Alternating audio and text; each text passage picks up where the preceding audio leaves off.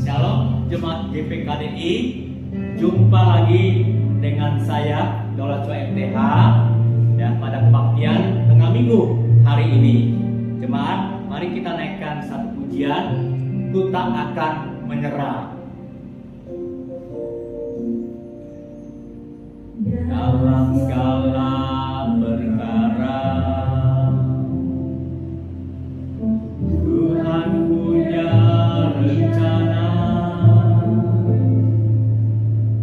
yang lebih besar dari semua yang terpikirkan. Apapun yang kau perbuat,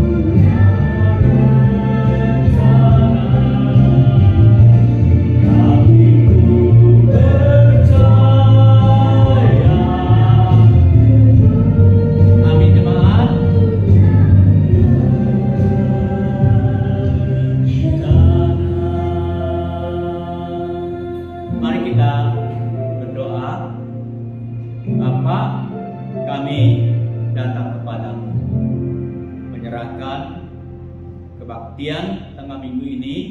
Tuhan pimpin, arahkan, pakai hamba-Mu di dalam menyampaikan firman dengan hikmat dan kuasa-Mu menyertai di dalam penyampaian. Firman-Mu boleh berbicara kepada tiap orang, menjamah hati mereka, sehingga mereka diberikan pengertian tentang kebenaran-Mu, dan hati mereka dilembutkan untuk hidup seturut dengan firman-Mu. Terpujilah nama-Mu. Dalam nama Tuhan Yesus kami sudah berdoa. Amin. Ya. Jemaat sekalian, beberapa waktu yang lalu saya sudah jelaskan tentang apa yang dikatakan oleh Dallas Willard tentang segitiga pertumbuhan rohani. Segitiga pertumbuhan rohani. Ya, bagian atas Roh Kudus, tengah-tengah serupa dengan Kristus, kaki-kakinya ada peristiwa sehari-hari, ada disiplin rohani. Dallas Willard, seorang hamba Tuhan, seorang yang menulis buku rohani, seorang rohaniawan, dia mengatakan seperti ini, jemaat. Roh Kudus membantu kita bertumbuh semakin serupa dengan Kristus melalui peristiwa sehari-hari dan melalui disiplin rohani. Saya sudah menjelaskan karya Roh Kudus yang membantu kita bertumbuh semakin serupa dengan Kristus melalui peristiwa sehari-hari. Kesempatan ini saya menyampaikan bagian keduanya. Karya Roh Kudus membantu kita bertumbuh semakin serupa dengan Kristus melalui disiplin rohani. Jemaat sekalian, disiplin rohani ini terbagi dua. Ada yang sifatnya pribadi, ada yang sifatnya bersama. Nah, pada kesempatan ini saya menyampaikan yang sifatnya pribadi. Maka saya memberikan judul khotbah pada hari ini adalah bertumbuh secara pribadi dalam karya Roh Kudus. Mari kita buka Alkitab kita dalam 1 Timotius 4 ayat 7b dan 8. 1 Timotius 4 ayat 7b dan 8. Demikianlah firman Tuhan. Latihlah dirimu beribadah. Latihan jasmani terbatas gunanya, tetapi ibadah itu berguna dalam segala hal karena mengandung janji baik untuk hidup ini maupun untuk hidup yang akan datang. Dalam ayat ini kita melihat ada dua kata yang menjadi perhatian. Yang pertama, latihan jasmani, latihan fisik, atau kata sederhana adalah olahraga. Jemaat sekalian, tentu masih ingat waktu pandemi banyak orang berolahraga. Untuk apa? Untuk kesehatan tubuhnya supaya mampu melawan virus COVID. Nah, olahraga untuk kesehatan tubuhnya supaya bisa melawan virus COVID. Di sini kita melihat ada gunanya. Gunanya apa? Untuk kesehatan. Sesuatu yang dilakukan dengan satu manfaat yang baik. Lalu kata yang kedua, kata yang kedua latihan beribadah. Kalau tadi latihan jasmani, sekarang latihan ibadah. Latihan ibadah itu artinya latihan rohani. Hal-hal yang mendekatkan diri kita kepada Tuhan. Apa bedanya latihan jasmani dengan latihan ibadah? Dikatakan latihan jasmani terbatas gunanya. Cuma tadi kita dengarkan penjelasannya, orang berolahraga untuk sehat.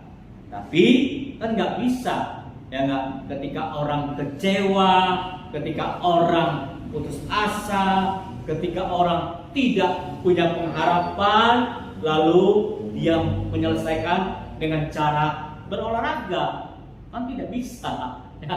Nah, dikatakan di sini latihan badani terbatas hanya untuk kesehatan.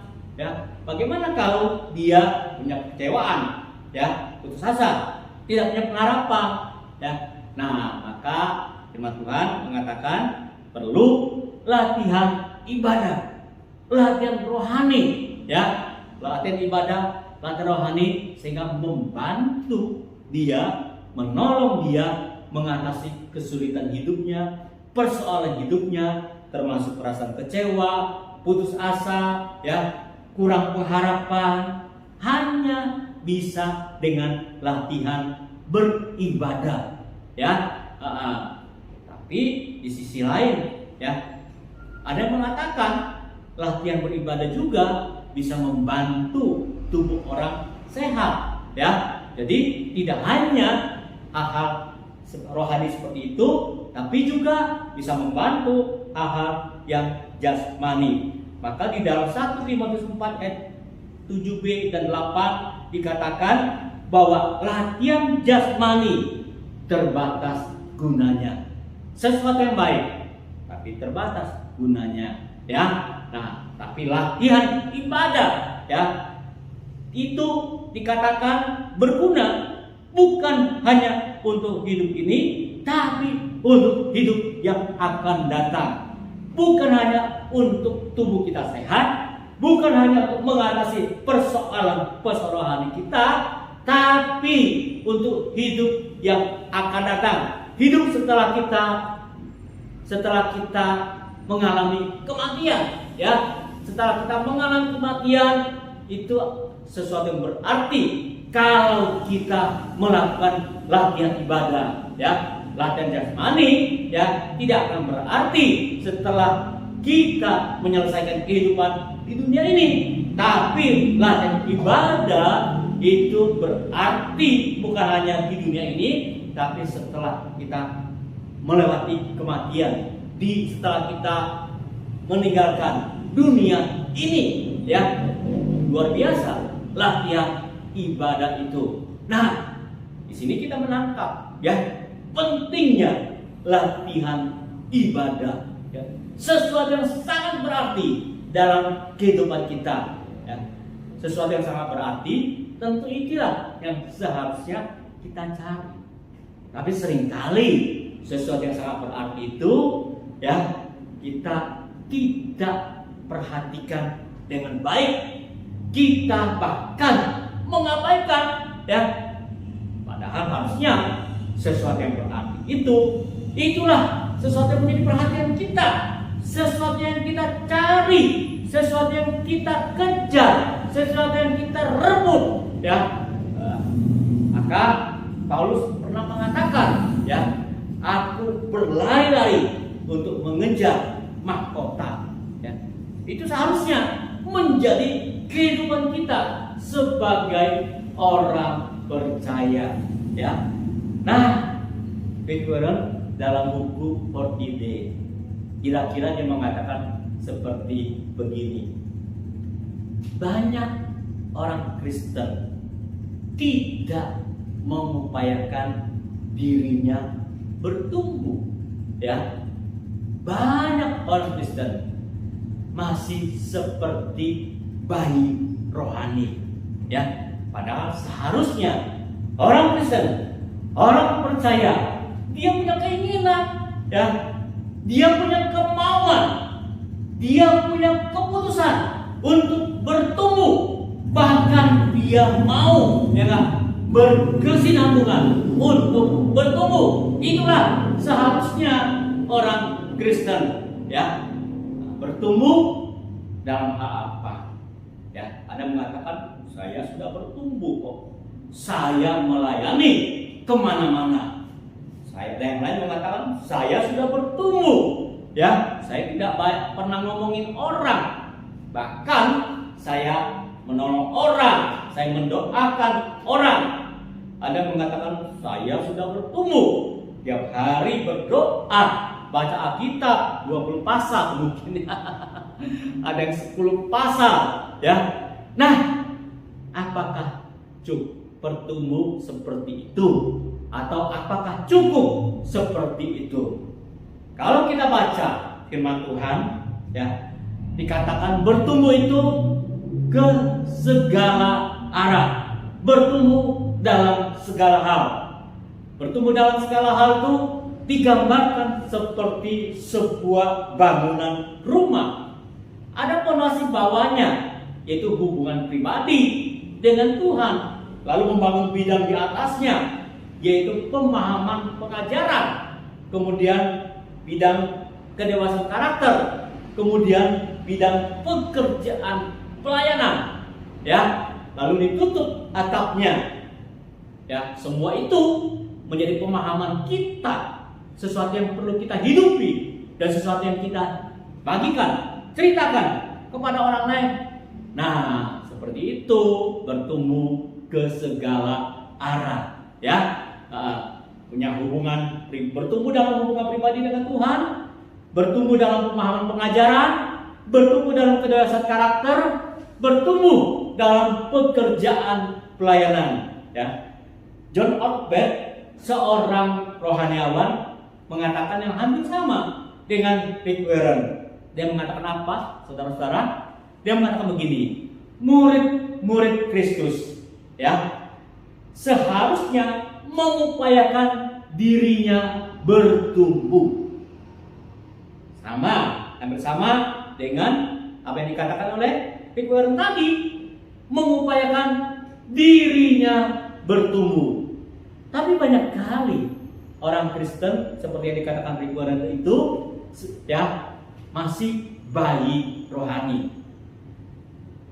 Saya ambil contoh seorang yang usianya bertambah tua, tapi kelakuannya seperti anak-anak, ya, bertambah, ya, bertumbuh secara fisik, tapi tidak bertumbuh secara rohani. Atau kalau kita pakai istilah tumbuhan, seperti tanaman bonsai, ya, bertahun-tahun segitu-segitu kene tumbuhnya. Banyak orang Kristen, ya, bertahun-tahun sudah percaya pada Tuhan, tapi rohaninya masih bayi rohani, masih anak-anak rohani, ya, dan nyaman dengan kehidupan seperti itu, tidak mengupayakan dirinya bertumbuh, ya. Padahal, ya enggak, bertumbuh tadi dikatakan kita perlu latihan beribadah. Kita perlu melatih supaya kita mengalami pertumbuhan, ya. Nah, artinya ada bagian-bagian yang harus kita lakukan terus-menerus dalam kehidupan kita. Itulah namanya berlatih, sehingga melalui itu kita bertumbuh, ya. Nah, kita bertumbuh, maka yang pertama-tama kita perlu, ya, melakukan tertib rohani, ya, tertib rohani.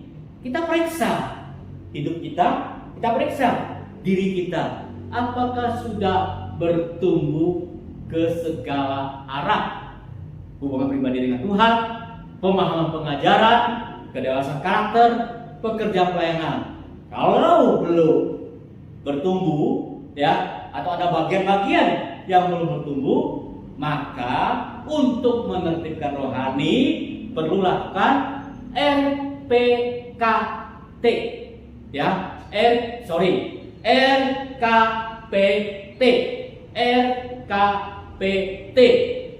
Rencanakan bagian yang masih belum bertumbuh.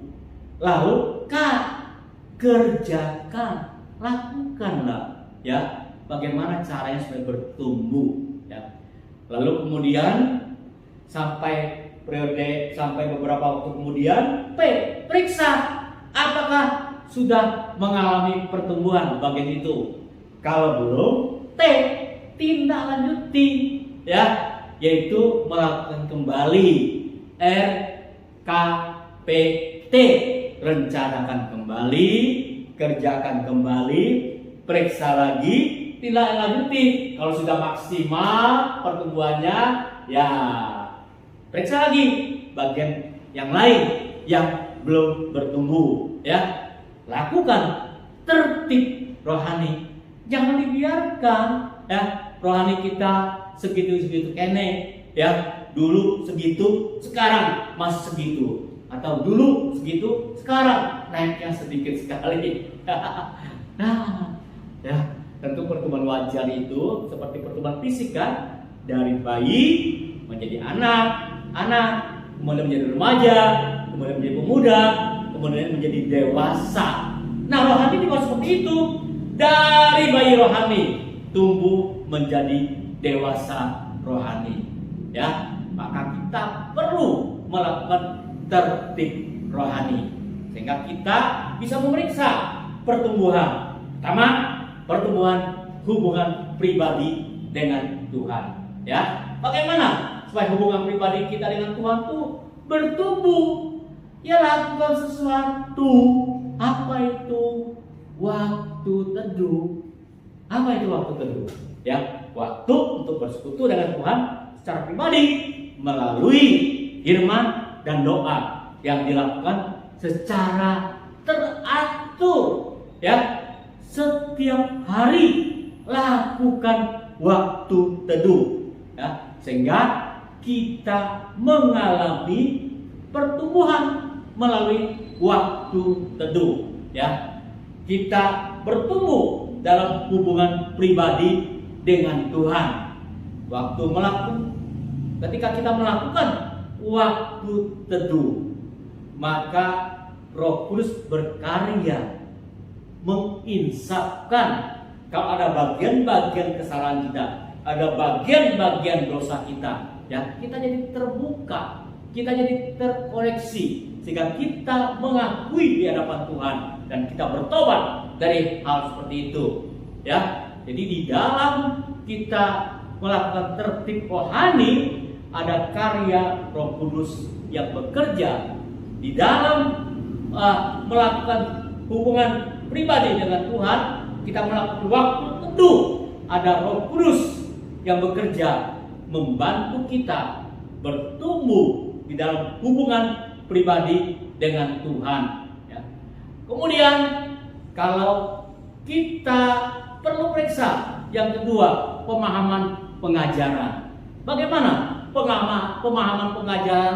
Apakah saya selama ini suka, ya kan, mendapatkan pengajaran, ya, atau saya selama ini kurang suka mendapatkan pengajaran? Nah, kita bisa periksa apakah kita sudah mengalami pertumbuhan dalam pemahaman pengajaran, ya. Nah, bagaimana kita bisa tahu bahwa kita itu bertumbuh dalam pemahaman pengajaran? Ya, kita bisa periksa apakah kita senang, ya, mendapatkan pengajaran. Ketika kita senang mendapatkan pengajaran, maka Roh Kudus bekerja mengarahkan kita kepada kebenaran firman Tuhan. Ya, nah itulah yang dimaksud dengan bertumbuh secara pribadi di dalam karya Roh Kudus. Roh Kudus berkarya mengarahkan kita. Kita semakin tahu, oh, kebenaran firman Tuhan itu seperti begini ya. Ya, dan juga firman Tuhan juga Roh Kudus melalui firman Tuhan juga Roh Kudus berkarya mengisahkan kita juga akan ya tindakan, ya, pikiran, perasaan kita yang salah, ya, sehingga kita bertumbuh, ya, bertumbuh secara pribadi dalam karya Roh Kudus. Kedewasaan karakter. Kita bisa periksa apakah saya sudah mengalami pertumbuhan dalam kedewasaan karakter, ya. Nah, kita membuka diri untuk semakin bertumbuh dalam kedewasaan karakter, ya. Nah, Roh Kudus juga berkarya dalam hal ini. Ketika kita membuka diri untuk bertumbuh dewasa karakter, Roh Kudus berkarya menumbuhkan buah roh dalam kehidupan kita, sehingga karakter kita menjadi orang yang sabar, orang yang punya kasih, orang yang murah hati. Nah itu ya karakter yang dewasa dalam karya Roh Kudus. Lalu terakhir kita bisa periksa ya enggak dalam bidang pekerjaan pelayanan. Bagaimana ya dalam pelayanan? Apakah dalam pelayanan itu saya melakukan dengan sepenuh hati, dengan menggebu-gebu, dengan kesungguhan, atau ya enggak dengan masuk tertentu ada udang di balik batu? Apakah seperti itu jemaat sekalian? Ya, nah itu tidak. Ya enggak, kita bisa periksa bagaimana pelayanan kita. Apakah semakin banyak, semakin bertumbuh? Ya, nah ketika kita membuka diri untuk pertumbuhan pelayanan, ya maka karya Roh Kudus memampukan kita mengerjakan pekerjaan Tuhan, mengerjakan pelayanan, sehingga kita menjadi orang yang semakin mampu mengerjakan pelayanan ini, ya semakin menjadi berkat bagi orang lain dalam pelayanan seperti ini, ya.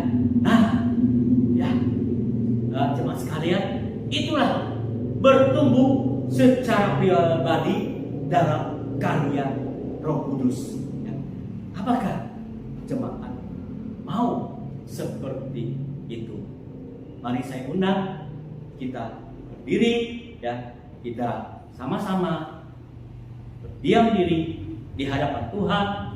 Kita memeriksa diri kita, apakah ya kita sudah bertumbuh dalam hubungan pribadi dengan Tuhan, dalam pemahaman pengajaran, dalam kedewasaan karakter, dalam pekerjaan pelayanan, ya, sehingga kita bisa mengambil tekad pada malam hari ini, tekad yang terus bertumbuh berkesinambungan, atau tekad melakukan tertib rohani, memperbaiki bagian-bagian yang belum bertumbuh. Saya kasih waktu 1-2 menit untuk jemaat berdoa dalam hati. Ya, akui kalau ada bagian-bagian yang engkau belum bertumbuh dalam Tuhan, dan minta Tuhan mencelikkan pikiranmu untuk merencanakan pertumbuhan dalam hal itu. Dan mulai sekarang upayakanlah bertumbuh dalam hal-hal di mana engkau belum bertumbuh, sehingga engkau bertumbuh ke segala arah, bertumbuh ke segala hal, semakin menuju keserupaan dengan Kristus. Itulah yang menjadi kehendak Allah. Silakan jemaat sekalian, saya kasih waktu 1-2 menit untuk berdoa secara pribadi.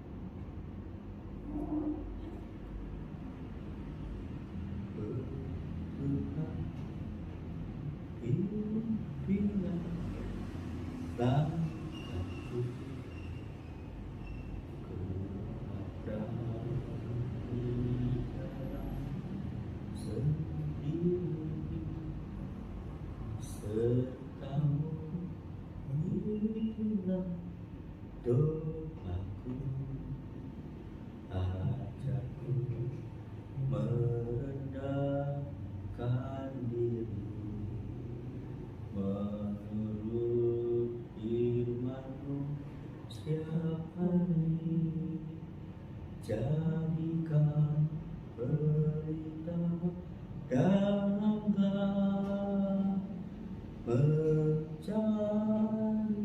domba yang sesat, itulah kerinduan hatiku. Jemaat yang sudah selesai berdoa, mari kita nyanyikan lagu ini. Oh Tuhan, pimpinlah langkahku. Yang belum selesai berdoa, teruskan berdoa.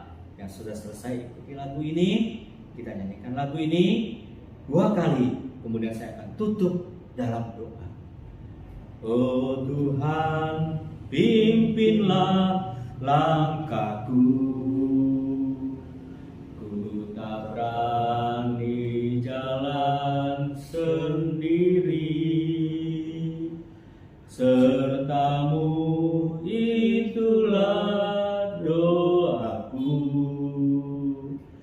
Ajarku merendahkan diri menurut firman-Mu setiap hari. Jadikan pelita dalam gelap mencari domba yang sesat. Itulah kerinduan hatiku. Oh Tuhan, pimpinlah langkahku. Ku tak berani jalan sendiri, serta-Mu itulah doaku. Ajarku merendahkan diri menurut firman-Mu setiap hari. Jadikan pelita dalam gelap mencari domba yang sesat. Itulah kerinduan hatiku. Oh Tuhan, jangan biarkan kami hidup sebagai bayi rohani. Jangan biarkan kami hidup sebagai anak-anak rohani, tapi kami ajarkan kami untuk boleh dibukakan untuk bertumbuh menjadi dewasa rohani. Bapa, buka pikiran kami sehingga kami punya keinginan, punya kemauan, punya tekad untuk bertumbuh dewasa rohani. Roh Kudus membantu kami bertumbuh semakin serupa dengan Kristus.